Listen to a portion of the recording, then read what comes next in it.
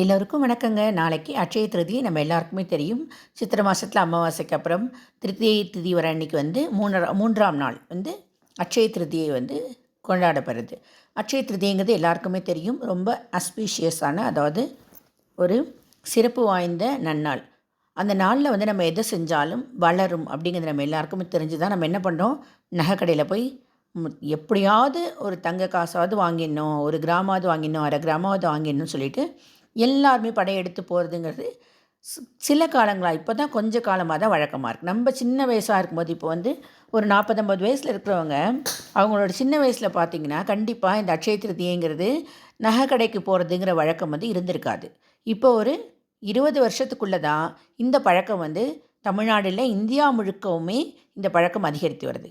நல்ல விஷயம்தான். நம்ம எது செஞ்சாலும் வளரும் அப்படிங்கிறபோது தங்கம்ங்கிறது தேவையான ஒரு விஷயம் தான். தங்கத்தில் அன்றைக்கி நம்ம வந்து முதலீடு செஞ்சு ஒரு தங்கத்தை வாங்கி அது நல்லா நிறையா வளரணும், வீட்டில் நிறைய தங்கம் சேரணும்னு நினைக்கிறது தப்பே கிடையாது. ஆனால் அதற்காக வந்து கண்டிப்பாக வாங்கி தான் ஆகணும்னு சொல்லி நம்ம வந்து கடன் வாங்கி தங்கத்தை வாங்கக்கூடாது. இந்த பதிவில் நான் என்ன சொல்ல போகிறேன் அப்படின்னா, அட்சய திருதியைக்கு நம்ம என்ன செய்யக்கூடாது அப்படிங்கிறது முக்கியமாக நம்ம பார்க்கணும். இப்போ நம்ம நல்லது எல்லாமே செய்யலாம் அப்படின்னு நம்ம எல்லாருக்குமே தெரியும்.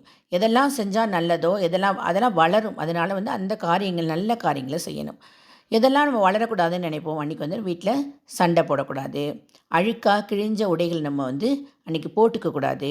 அதே மாதிரி முடிந்த அளவுக்கு நம்மளாம் மருத்துவமனைக்கு போகிறத தவிர்க்கலாம். இப்போ தவிர்க்கவே முடியாது, போய் தான் ஆகணும் அப்படின்னு சொன்னால் கண்டிப்பாக போகலாம்.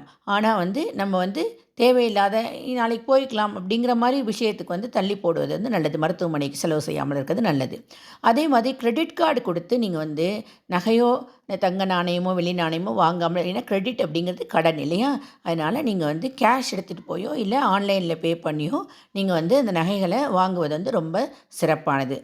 அதே மாதிரி வந்து யாருக்கும் கடன் கொடுக்கவும் கூடாது, கடன் வாங்கவும் கூடாது. இது எல்லாத்தையுமே நீங்கள் வந்து இந்த அட்சய திருதியில் கடைபிடிச்சிட்டு வாங்க. உங்களுக்கு வந்து நல்லதே நடக்கும். அதே மாதிரி நல்ல காரியம் எதுவானாலும் தானம் தர்மம் நிறையா செய்யலாம். ஏன் தானம் தர்மம் செய்யணும்? நம்ம தானம் தர்மம் எப்போ செய்வோம்? நம்மக்கிட்ட நிறைய காசு இருந்தால் தான தர்மம் செய்வோம் இல்லையா? அதனால் தான தர்மம் செய்கிறபொழுது நாளைக்கு நீங்கள் ஒரு தானம் தர்மம் செய்யக்கூடியவர்களாக நீங்கள் மாறுவீங்க. அப்படின்னா நீங்கள் ஒரு தனவானாக மாறுவீங்க.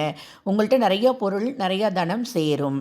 அப்போ தான் நீங்கள் அடுத்தவங்களுக்கு எடுத்து கொடுப்பீங்க. அதனால் நாளைக்கு வந்து நீங்கள் எல்லாருமே கண்டிப்பாக உங்களால் முடிந்த அளவுக்கு தான தர்மங்கள் செய்யுங்க. முடியாதவங்க, இல்லாதவங்களுக்கு கண்டிப்பாக ஏழைகளுக்கு உணவு கொடுங்க. நீர், மோர், பானகம் என வெய்ய காலம் இல்லையா? அதனால் நீர், மோர், பானகம் அந்த மாதிரி கூட ஜூஸு, அந்த மாதிரி நல்ல பழங்கள் எல்லாத்தையுமே நீங்கள் தானமாக நாளைக்கு கொடுக்கலாம். கண்டிப்பாக இதெல்லாம் செஞ்சு பாருங்கள். அடுத்த அட்சய திருதியைக்குள்ளே நீங்கள் கண்டிப்பாக ஒரு நல்ல நிலைமைக்கு வருவீங்க.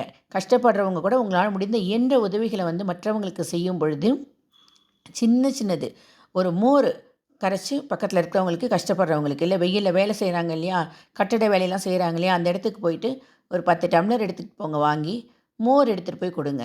அது கூட சிறந்த ஒரு தானம். இதெல்லாமே இந்த அட்சய திருதியில் நீங்கள் செஞ்சு பரிபூர்ணமாக அந்த பகவானுடைய கிருப்பையில் எல்லாருமே நல்லபடியாக சந்தோஷமாக சிறப்பாக இருக்கணும் அப்படிங்கிறது தான் எல்லாரோட ஆசையும். அதுக்காகவே நானும் கடவுளை பிரார்த்திக்கிறேன். அதே மாதிரி கண்டிப்பாக நீங்கள் வீட்டில் வந்து விளக்கேற்றி பூஜை பண்ணி உங்களால் முடிஞ்ச நைவேத்தியம் செய்யவும் மறக்காதீங்க. இது போன்ற நல்ல ஆன்மீக தகவலை தெரிஞ்சுக்கிறதுக்கு என்னோடய சேனலை சப்ஸ்கிரைப் பண்ணுங்கள், லைக் பண்ணுங்கள், ஷேர் பண்ணுங்கள். நன்றி, வணக்கம்.